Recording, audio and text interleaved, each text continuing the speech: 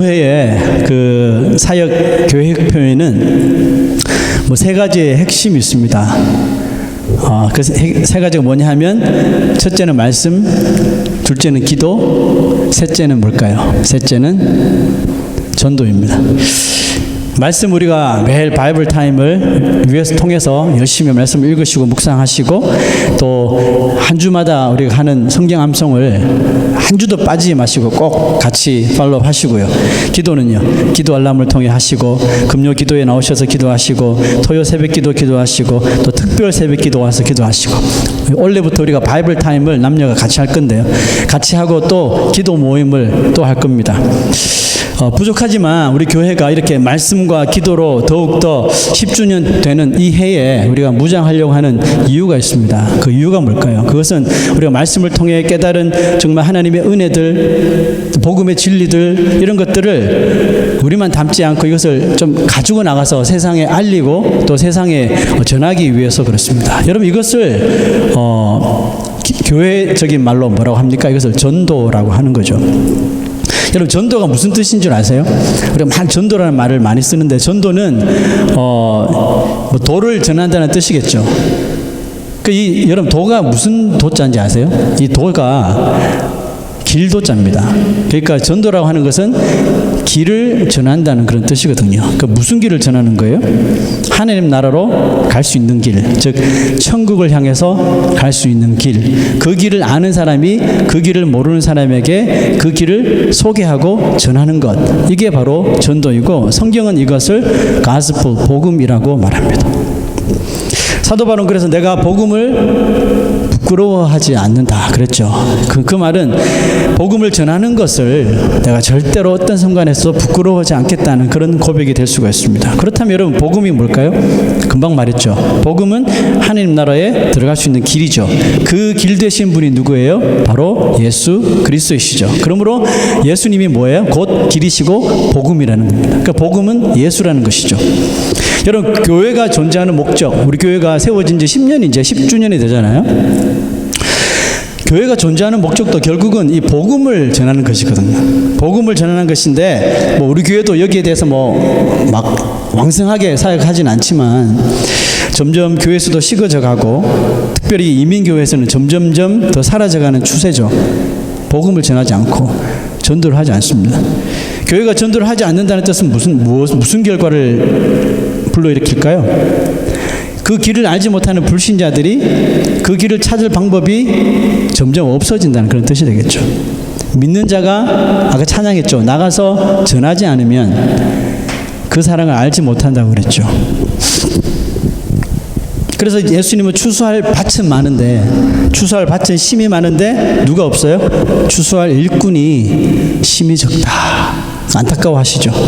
그러니까 예수님께서 10주년을 바라보는 우리 교회도 너무 안타까워하시는 것 같아서 좀 나가라, 이런 명령을 자꾸 주시는 것 같아요. 그래서 우리 건강한 교회부터, 우리 부족하지만 우리가 정신을 차리고 좀 복음을, 내가 믿는 그 예수 그리스도를 좀 나가서 전해야겠다는 그런 생각을 하나님께서 주셨습니다. 자, 여러분, 전도를 해야 하는데 어떻게 할 수 있을까요? 무작정 할 수는 없잖아요. 전도를 어떻게 해야 돼요? 전도하는 방법이 뭘까요? 제가 어떤 자료를 찾다가 어떤 목회자 칼럼에 전도에 대한 글이 있어서 한번 읽어봤는데, 한번 들어보십시오. 전도하다라고 번역된 이 전도하다의 단어는 헬라어로 케루소라는 단어인데, 헬라는 잊어버려도 돼요. 그 전도하다의 그 원어의 뜻이 뭐냐 하면, 케루소가 선포하다라는 뜻입니다.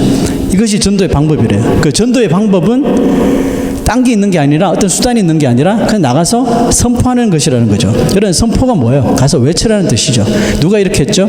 세례 요한이 광야에 가서, 빈들에 가서, 그 사람이 뭐 수단 방법이 있습니까? 그냥 광야에 가서 외친 거예요. 회개하라, 천국이 가까이 왔느니라, 하나님 나라가 임하느니라, 외친 거죠. 예수님도 마찬가지고요. 그리고 전도는 뭐 사람과 어떤 대상과 타협하는 것도 아니고, 이거 해주면, 교회 오면 이거 해줄게, 타협도 아니고, 뭐 제발 좀 동의를 구하는 것도 아니고, 또 굽실대는 것도 아니라는 거죠. 전도는 복음은 담대하게 이 길이 확실하고 여기에 생명이 있기 때문에 이것이 진리이기 때문에 우리가 나가서 세례요한처럼 선포하는 거죠. 주 예수를 믿으라.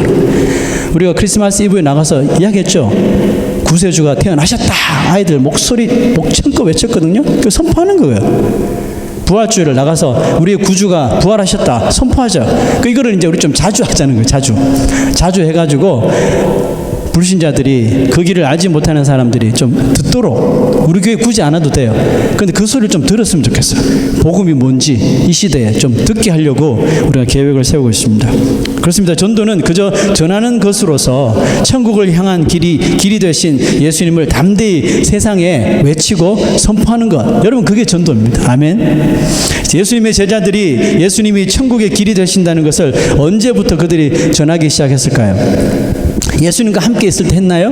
물론 예수님과 함께 있을 때 예수님께서 훈련시키느라 전도대를 만들어서 보내기도 했지만, 실제로 제자들이 예수님 없이 자발적으로 예수님이 그리스도시라는 것을 전하기 시작한 것은 언제냐면 예수님이 죽으시고 부활하시고 승천하신 후에, 성령께서 강림하신 이후에 그들이 스스로 전하기 시작했거든요.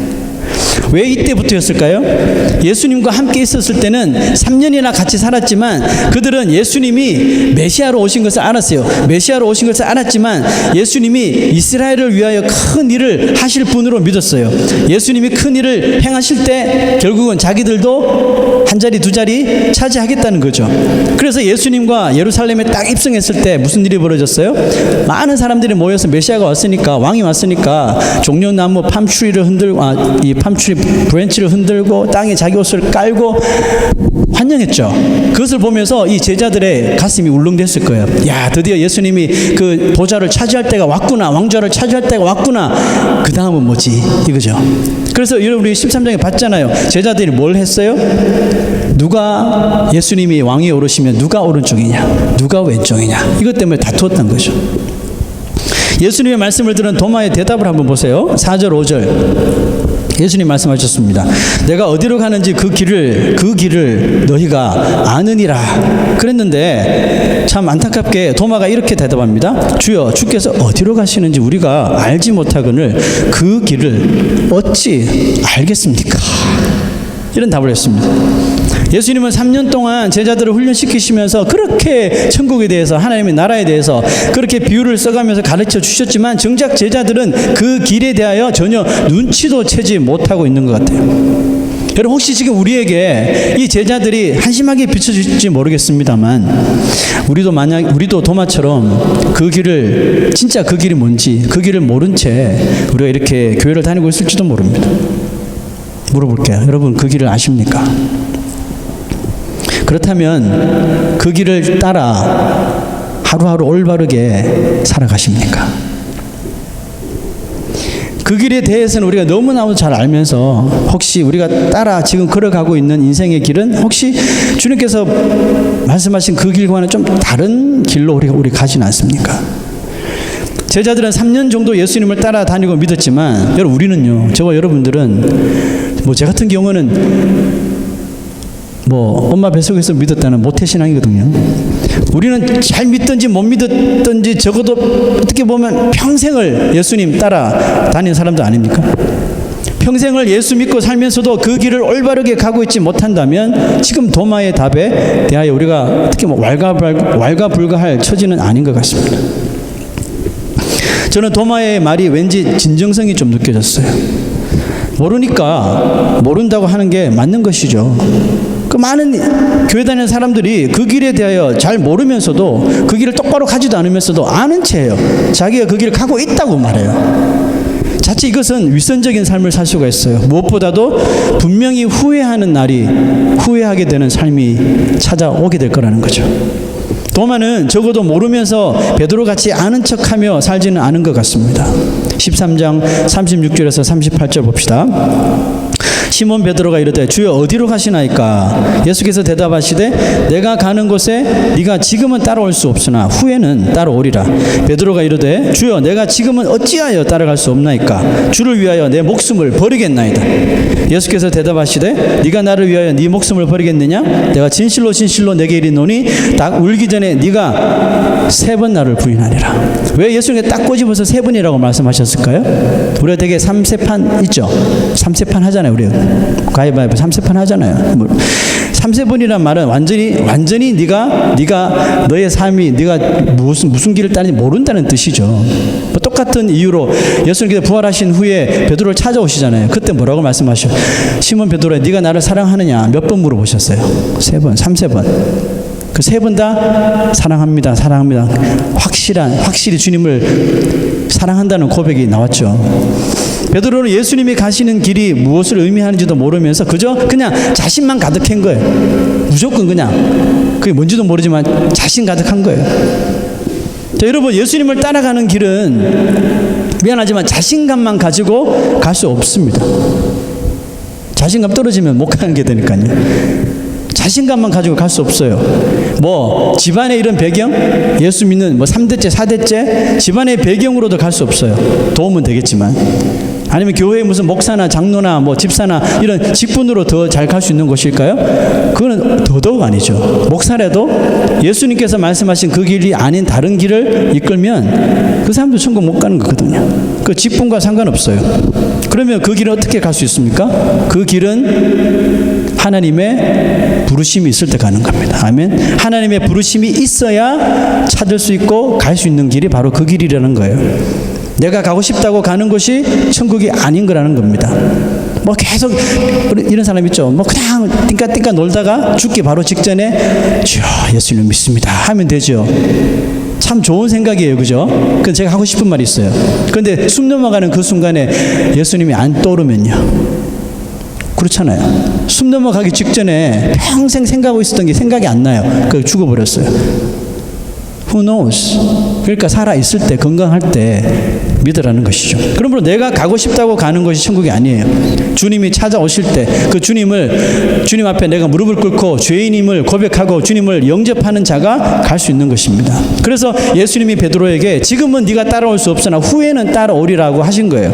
왜 지금은 그렇게 가고 싶어하는 베드로에게 왜 지금은 따라올 수 없다고, 정말 0.001%도 가능성이 없다고 왜 그렇게 말씀하셨을까요? 왜냐하면 지금 그 길은 예수님만 가셔야 하는 길이기 때문에 그렇습니다. 그 길은 무슨 길이에요? 십자가의 길이잖아요. 인류의 대속을 위한 죽음의 길이기 때문입니다. 그 길은 죄 없이, 정말 하나님이신 예수님이 죄 없이 성육신 하셔서 이 땅에 오신 하나님의 독생자만이 갈 수 있는 퀄리티, 자격이 필요하기 때문에 이 길은 지금 예수님만 가셔야 하는 거예요. 그럼 나중에는 어떻게 베드로가 따라갈 수 있다고 하시는 걸까요? 예수님이 십자가에 죽으시면서 이제 열어놓으신 그 길을 말씀하시는 거죠.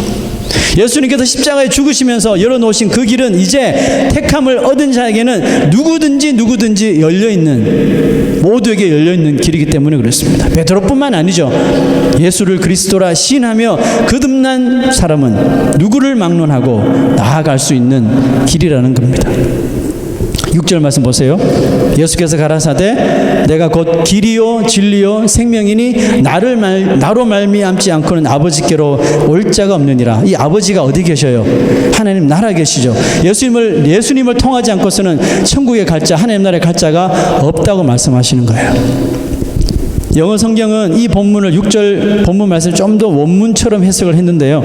한국말은 그냥 길이요 진리요 생명이라고 말했지만 영어 성경 보시면 뭐라고 기록되어 있어요? I am the way, the truth, the life. 정관사가 붙어 있죠.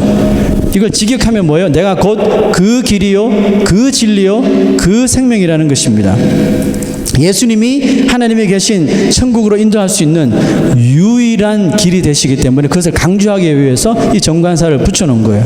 그래서 여러분과 저 같은 이 죄인들도 바로 그 예수 그리스도 때문에 그 길을 찾고 걸을 수 있는 이 귀한 축복을 얻은 것입니다.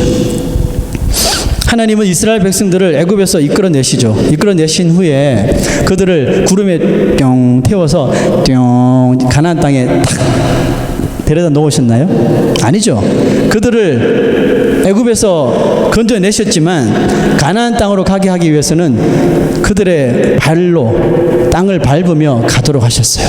물론 가는 길에 불기둥, 구름 기둥으로 도우시고 만나도 내리시고 메추라기도 이 바람 불어서 몰아다 주시고 반석에서 물도 쳐주시고 다 하셨죠. 그렇지만 그들 발로 걸어가면서 가도록 하셨어요. 여러분, 믿는 성도들이 가야 하는 그 길도 우리가 구름 타고 가는 거 아니에요. 우리 발로 걸어가야 하는 길입니다. 여러분, 광야, 이스라엘 백성들의 광야 40년이 어떠했다는 걸 너무나도 잘 아시죠? 우리가 가야 하는 그 길도 그러니까 만만치 않다는 것입니다. 그런데 우리는 그 길을 가야만 해요. 왜냐하면 그 길이 the way이기 때문에, 유일한 길이기 때문에 그 길로만 가야 하는 것입니다. 여러분, 세상은, 또 세상의 많은 종교들은 그 길을 가는 길이 여러 갈래의 길이 있다고 주장하죠. 그래서 불교도 되고 힌두교도 되고 이슬람교도 되고 기독교도 되고 유대교도 다 된다고 합니다. 어떤 길이든 전혀 상관없다고 말합니다. 어차피 마지막은 똑같은 곳이라고 말합니다. 그래서 기독교 안에만 구원이 있다고 말하지 말라고 합니다.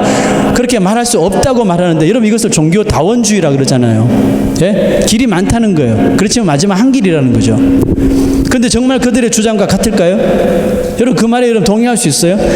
그들은 그렇게 믿고 싶을지 모르지만 우리가 철떡같이 믿는 이 하나님, 살아계신 하나님의 말씀은, 유일한 말씀은 뭐라고 말씀하실까요? 분명하게 기록하고 있죠. 오늘도 말씀하셨잖아요. 내가 곧 길이요 진리요, 내가 곧 그 길이요 그 진리요 그 생명이니 나로 말미암지 않고는 아버지께로 올 자가 없다 그랬어요. 나로 말미, 나가 누굽니까? 예수 그리스도잖아요. 예수 그리스도를 통하지 않고서는, 예수를 믿지 않고서는 아버지께로 갈 자가 없다. 한 구절 더 볼게요. 사도행전 4장 12절. 다른 이로서는 구원을 받을 수 없으니 천하 사람 중에 구원을 얻을 만한 다른 이름 있어요, 없어요? 우리에게 주신 일이 없다고 말씀하셔요. 그러므로 여러분들이 정말 이 성경을, 하나님의 살아계신 계시, 하나님의 살아계신 말씀, 유일한 1.1획도 점 하나도 틀림없는 완벽한 하나님의 말씀이라고 믿는다면 종교다원주의자들이 세상이 아무리 떠들어도 여러분 거기에 귀 기울일 필요가 없다는 것입니다. 그래서 기독교가 역사적으로 그렇게 배척을 당하고 시대마다 사람이 죽어나간 겁니다. 고난을 당하고 그 핍박이 끊어지지 않았던 거예요. 마치 예수님께서 걸어가셨던 십자가의 길처럼요. 얼마나 예수님 고난이 많으셨어요. 십자가에 달려 돌아가시기까지, 그 순간까지 얼마나 많은 고난이 있었습니까? 근데 여러분, 지금도요, 이 시대에도 정말 제대로 올바로 그 길을 찾아서 그 길을 가는 곳, 그 길을 가는 사람에게는 무엇이 있을까요? 배척이 있다니까요. 고난이 있어요. 환난이 있어요. 고통이 있어요. 핍박이 여전히 있습니다. 왜요? 세상 사람은 다 이리 가는데 나 혼자 이리로 가려니까 이렇게 한쪽 길로 가는 사람들이 우리를 가만히 둘까요? 바보라 그러고 돌 던지고 손가락질하고 어떤 사람은 뛰쳐나와서 우리를 때리고 가고 한다고요. 이게 고난, 핍박, 환난, 고통이 따라요. 예수님처럼요. 왜? 우리는 이 길이 유일한 길이라고 믿기 때문에. 아마도 악한 마귀는 아마 이 세상에 있는 정말 여러 가지 하이테크 난로지나 여러 가지 세상의 방법을 통해서 교회와 또 그리스도인들이 정말 꼼짝 못하도록, 이 정도면 그리스도인들이 말도 못하겠지 할 정도로 꼼짝하지 못하도록, 뭐 저항하지 못하도록 우리가 가는 그 길을 정말 흐려버릴 거예요.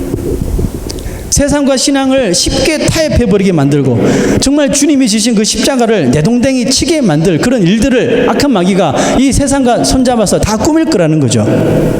이런 일은 아마 지금보다 미래로 가면 갈수록 점점 더 심화해질 거예요. 지금 우리가 체험하는 것은 아마 비교도 되지 않을 정도로 우리 자녀의 세대 아니면 그 다음 세대는 이 믿음을 지켜나가기가, 이 길로 나가기가 정말 어렵게 될 것입니다.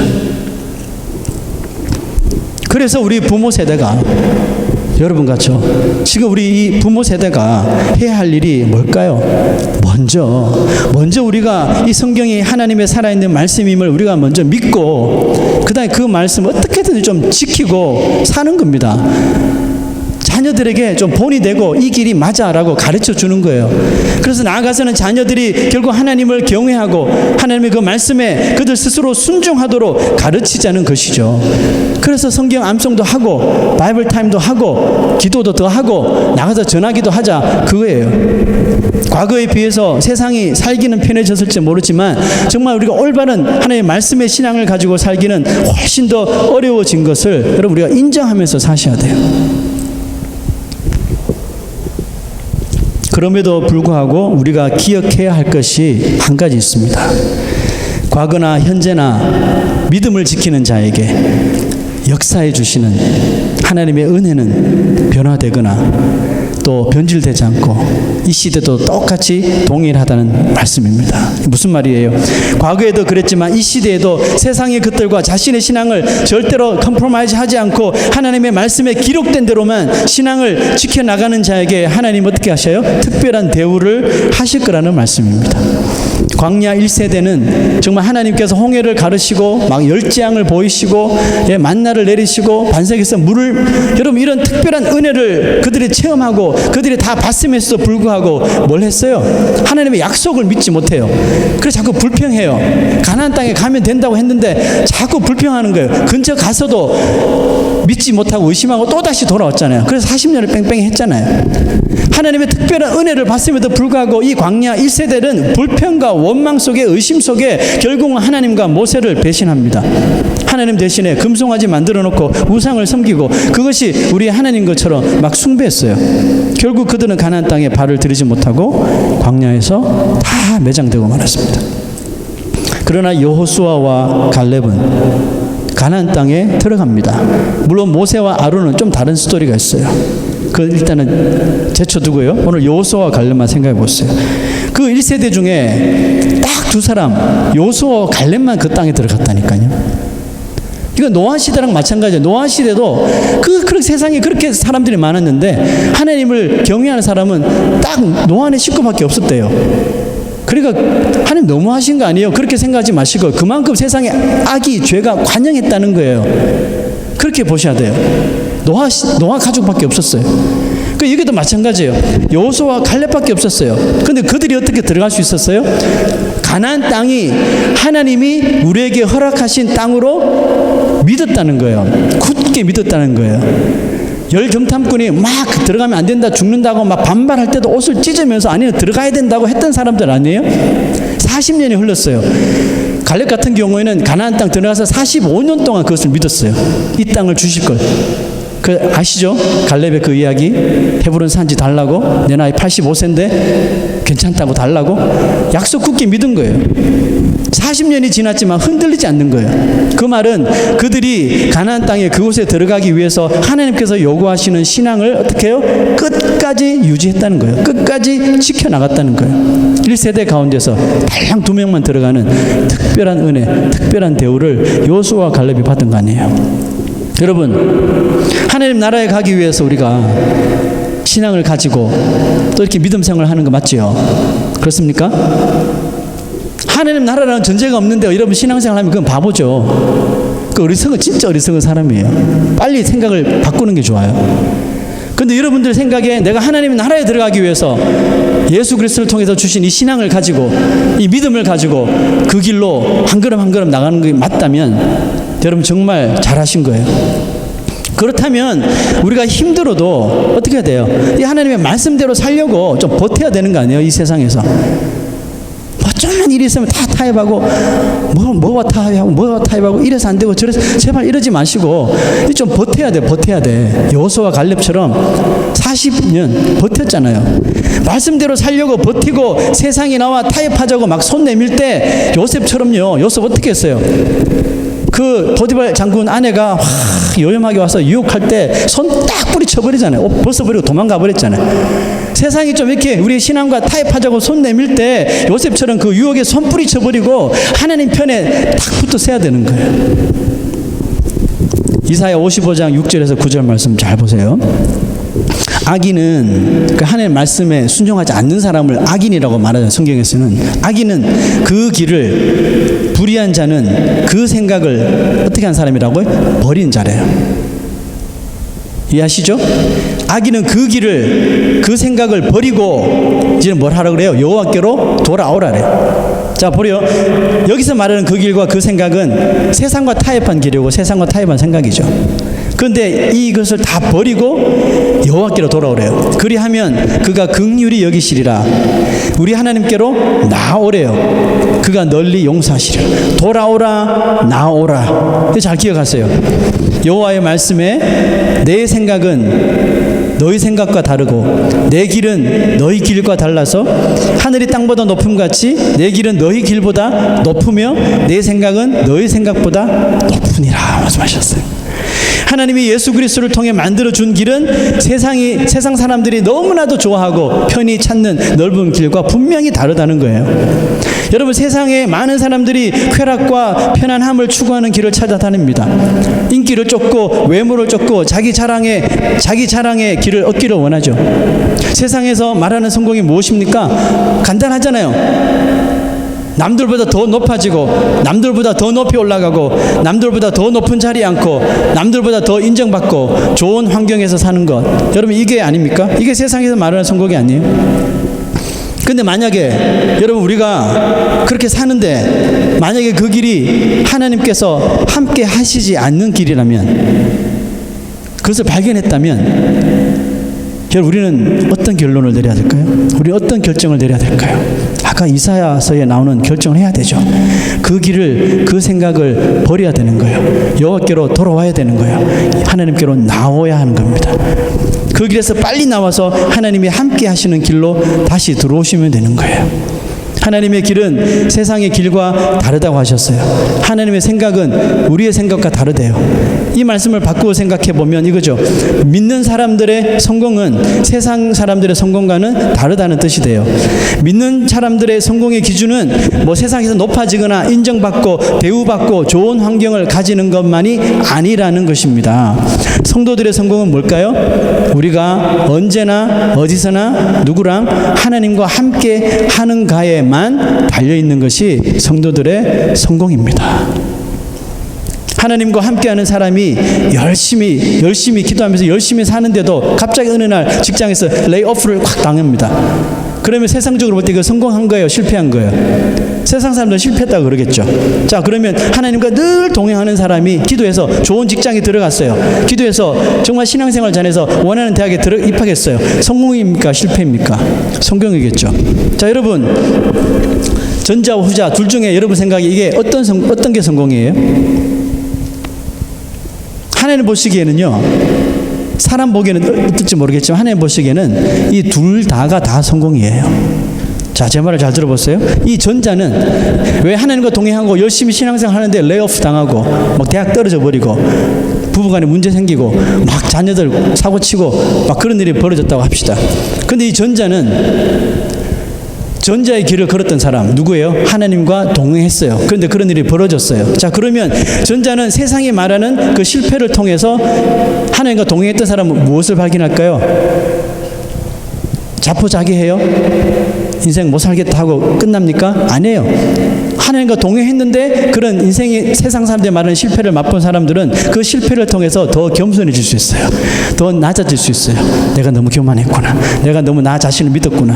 내가 하나님께 더 돌아가야 되겠다. 이렇게 되는 거예요. 믿는 사람들이라면 아마 누구나 다 두 번째의 성공만을 바랄지도 몰라요.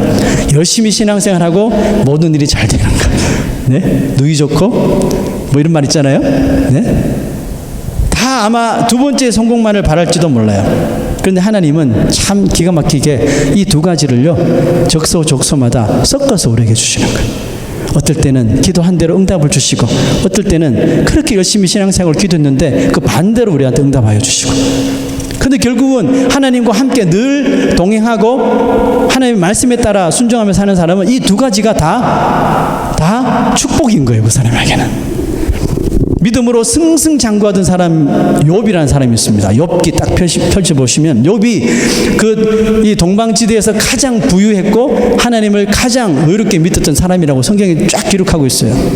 하나님이 자부심을 가지고 있는 신앙인, 그 사람이 욥이었습니다. 그렇게 믿음으로 승승장구하던 욥이 하루아침에 모든 것을 싹 잃어버립니다. 정말 하나도 남지 않고 자기 몸까지 망가지면서 모든 것을 잃어버리죠. 결정적으로 욥의 아내가 욥을 딱 찾아와서 하는 말이 이거죠. 네가 그렇게 하나님을 잘 믿더니 꼴 좋다.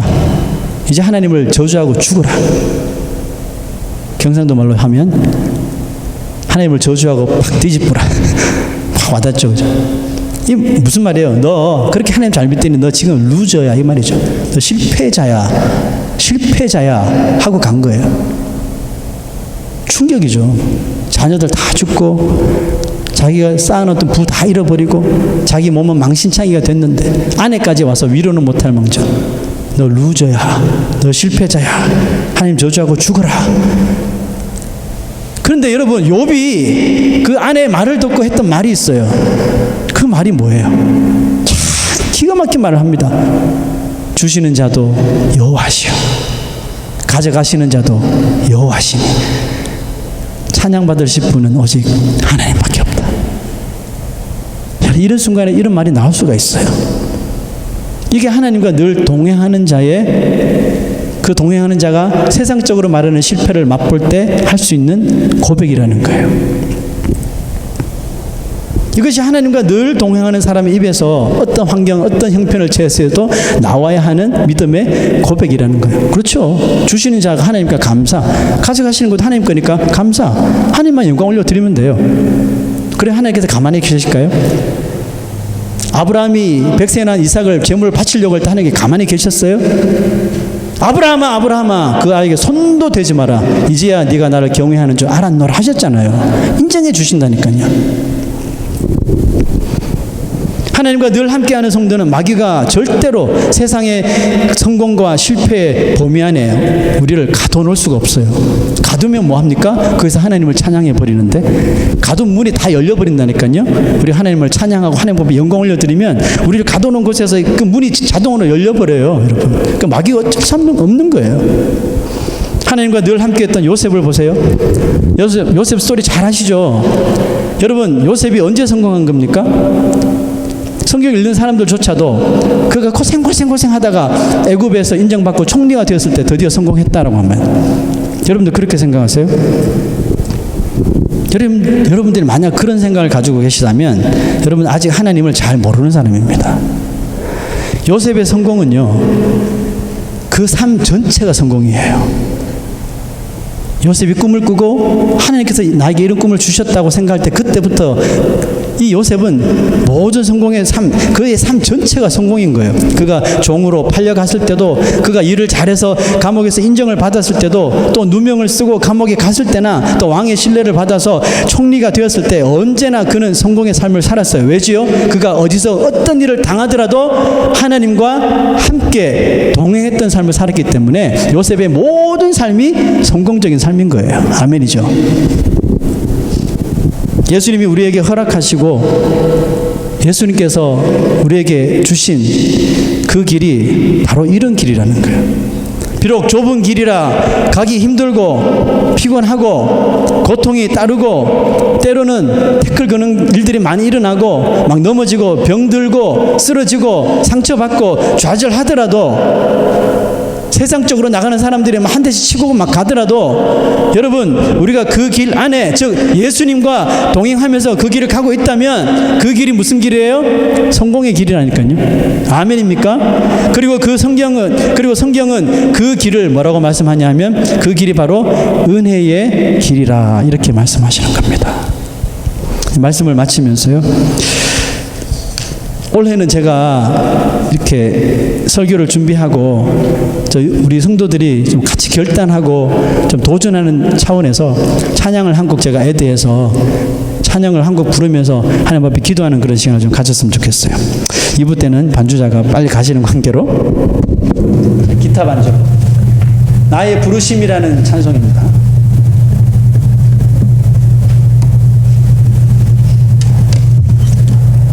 가사를 여러분 한번 보세요. 나의 부르심, 그 길을 따라 한 걸음씩 걸어갈 때에 그 길 끝에 날 맞아 주시는 누구세요? 하나님의 사랑 예수 그리스도시랍니다. 나를 부르신 그 사랑의 음성 내 마음에 들려올 때에, 언제일까요? 특별히 우리가 그 좁은 길로 가니까 고난이 있고 힘들고 쓰러지고 비난당하고 배척을 당할 그럴 때 나를 부르신 그 사랑의 음성이 내 마음에 또 들려온대요. 그러면 우리가 욥처럼 찬양받으실 분은 하나님이시라고 찬송하며 그 음성 따라간대요. 주를 경배하며 달려간대요. 나를 부르신 은혜의 길 따라 그 그 길이 예수님이 가신 길이고 십자가의 길이고 고난의 길이지만 유일한 길이기 때문에 달려가는 겁니다. 나를 보내신 그 진리의 길 따라 내 모든 것을 다 드리며 내 삶을 드리며 주를 예배하며 나아가리. 2020년 첫 주일 예배를 드리신 여러분, 그래봤자 주일 예배는 52번밖에 안 돼요. 1년에 52번입니다. 이거 좀 세상과 타협하지 말고 한번 목숨 걸고 한번 지켜보세요. 무슨 일이 벌어질까요? 하나님의 인정하심을 받을 거예요. 두려워하지 마시고 순종하면서 예배하며 나아갈 수 있는 우리 모두가 되시기를 바랍니다. 우리 찬양하며 기도하겠습니다.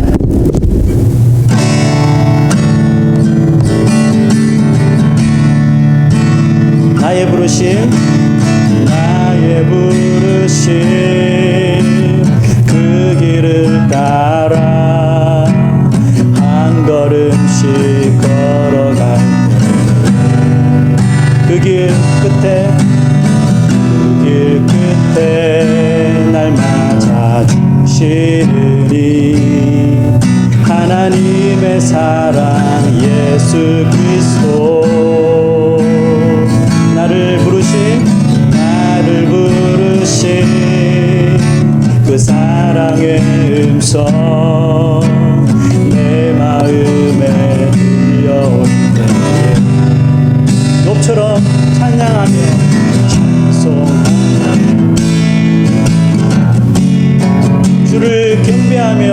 주를 경배하며 달려가리. 아멘. 나를 부르신 은혜의 길 따라 나를 보내신 진리의 길 따라 내 모든 것 드리며 내 삶을 드리며 주를 예배하며 나아가리. 다시 한 번 더 나의 부르심 그 길을 따라 한 걸음씩 나아가 그 길 끝에 날 맞아 주시니 하나님의 사랑 예수 그리스도 나를 부르신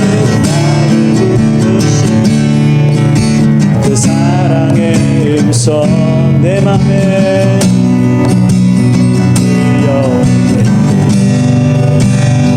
찬송하며 그리스도와 나리 주를 경배하며 달려가리. 아멘. 나를 부르신 은혜의 길 따라 나를 보내신 진리의 길 따라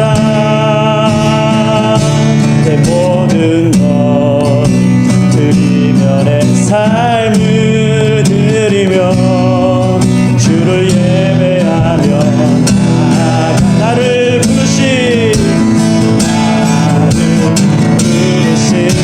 은혜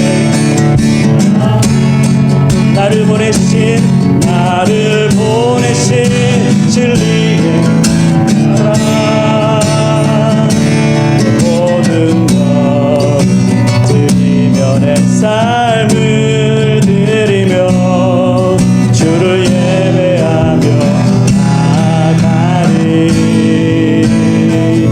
그 길 따라 우리 다 같이 한번 머리 숙여 기도하십시다. 오늘 1월 첫째 주일입니다.